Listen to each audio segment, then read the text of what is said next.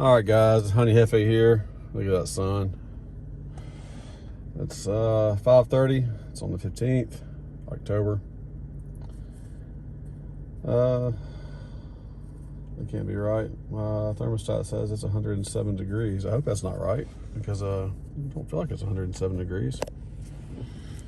Anyway, so what did I do today? I knew my battery ran out while I was filming, both the point of view and also the camera. So I did weed eat a little around the apiary, immediately around the apiary. Give these guys a little bit of clearing space. So from the left to the right, the first 4 hives, I did not touch, except on the first hive, it had 2 supers. I pulled 1 super off that had a good bit of honey.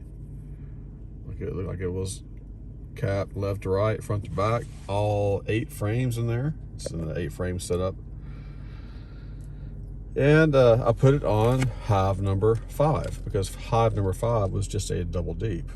Now hive number 5 is pretty full.